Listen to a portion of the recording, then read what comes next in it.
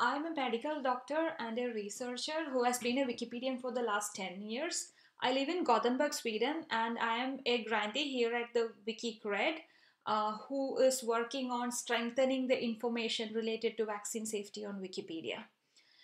So, as a part of this project, I created a series of pages on English language Wikipedia related to vaccine safety. And the goal of this project is to document the existing knowledge and find the knowledge gaps related to vaccine safety on English Wikipedia.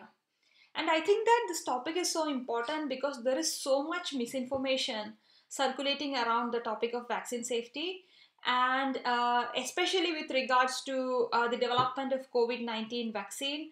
I thought that it's important that good and updated, reliable vaccine safety information is present on the internet. And to do that, Wikipedia is a perfect place because Wikipedia's health content is one of the most frequently visited resource for healthcare on the internet.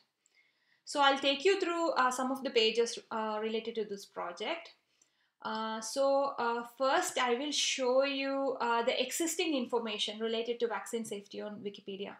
So I have used a Navbox to collect all the vaccine safety related articles which now exist on Wikipedia. I have divided them into subtopics, and you can see that under each subtopic you have several articles. So that was the first part, to map whatever articles which now exist on Wikipedia related to vaccine safety. And now, then it was time to find what articles were missing from Wikipedia. So here are some of the missing topics. So I collected some of the general topics related to vaccine safety. The red links here show that the article is not present on Wikipedia. And here are some of the resources which can be used by Wikipedia editors for creating these articles from scratch. And I have also created a list of organizations who work for giving reliable and updated vaccine safety information in various languages. So this is the list of members of the Vaccine Safety Network, and some of them have blue links, which means that an article is already there, and some of them are red links, which means that the articles are not there.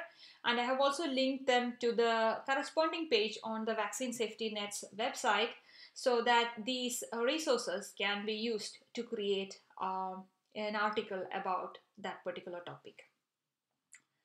Going back, there is also country-based vaccination status. So I have created a list of suggested subtopics that can go into vaccine safety related articles. And on this page, we have all the countries of the world, and we can see I have put up the references from which we can create a new article about vaccination in any particular country. So we can, as you see, we can see that most of these articles are red links. So these articles do not exist, and so these resources could help new contributors to create these articles from scratch.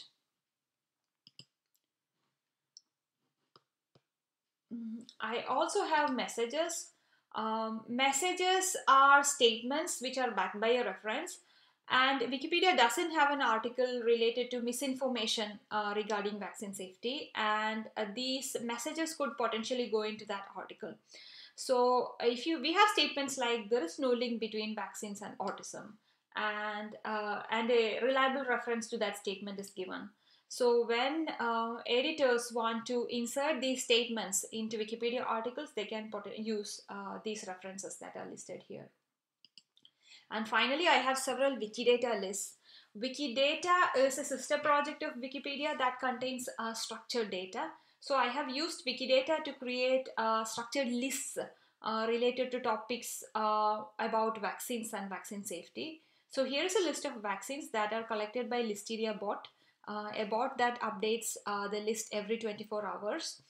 And we can see that these italicized titles would mean that there is no article about that particular topic.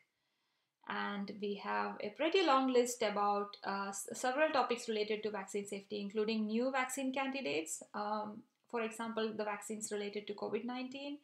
And we have journals, and we have also journal articles that are listed by Listeria Bot. Thank you very much for watching, and I hope you enjoyed the presentation.